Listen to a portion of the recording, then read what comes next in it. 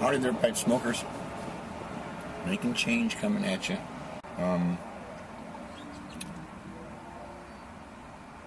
First of all, let's get the housekeeping out of the way. This is a PSP poker made by the one and only Patrick Smith. We miss you, Patrick. Wish you'd come back. Speaking of people we miss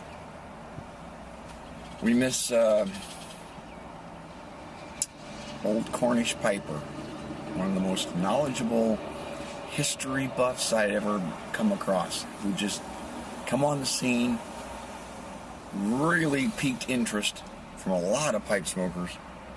And I just love his storytelling. He was a true Southern gentleman. He was fascinating. And then just gone, just poof.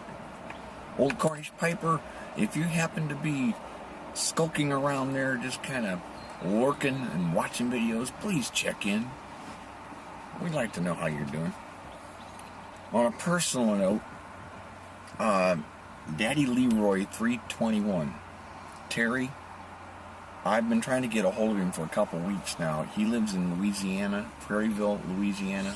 If anybody knows Daddy Leroy 321, Terry, and you can let me know where he's at, if he's okay, what's going on, please do that too.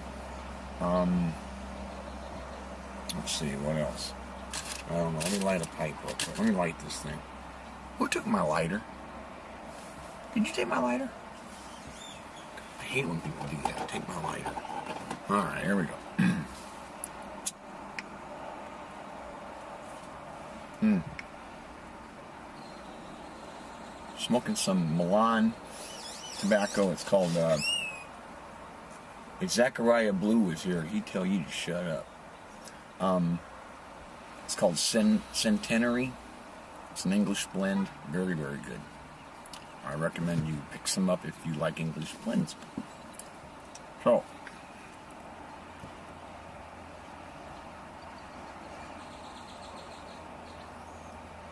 Jay's got a contest. Funny story, April contest. So, I'm going to go ahead and do that.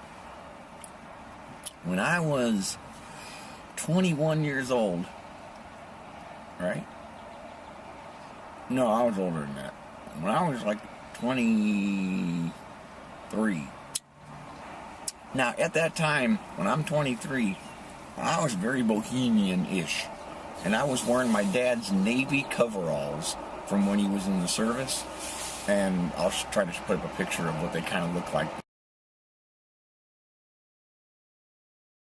The air flight suit, you know, the zipper all the way up and pockets everywhere, and it's green, and it's just, and that's all, and tennis shoes. I had that on and tennis shoes, so I'm looking like a, I don't know, Mike Myers from the, what was that movie? Halloween, that's right. Anyway, all right, I hear you.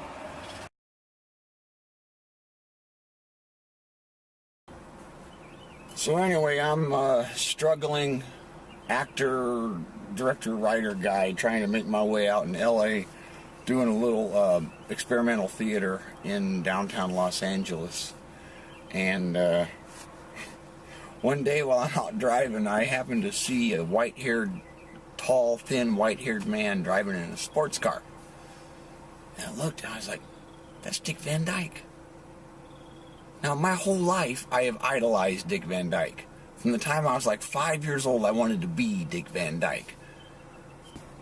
I start chasing him. Well, I follow him. I don't chase him, I follow him. And he pulls into a Rolls-Royce dealership. And I pull in behind him. And he gets out of his car, and I go running up to him in my flight suit. I don't know what I'm going to say to him, but I'm yelling, Mr. Van Dyke, Mr. Van Dyke. And he turns around and he sees this crazed 23-year-old bohemian guy in a flight suit chasing after him. He doesn't know if I'm going to kill him, hug him, or what I'm going to do. And his eyes were like this big. And I went up and introduced myself and shook his hand and said I've been a fan my whole life, and I'm here in California trying to make my way as a director. And I'm doing a little show in a theater over here, and would really love it if you'd come see me in this show, or come see the show. And he says, So you're a director, huh? As he's looking at me now, I look like a homeless person, right? Okay. And he's giving me that kind of look. I said, no, it's really, I'm serious. I know I don't look the part right now or anything. He goes, no, you really don't. You might want to think about that. So he offered me some advice, and I asked him to come see the show, and he never did come see the show. But he did sign my director's notebook. So that's my funny story. It was a better story in my head, okay? It was, and at the time it was funny because I know I scared the shit out of Dick Van Dyke. I'm not lying, it was funny. I hope there's enough light.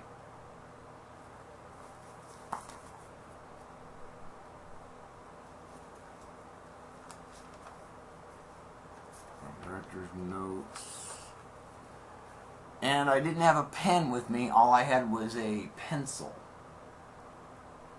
Can you see it? Is it clear? It's amazing he can still write after having all the adrenaline shoot through him.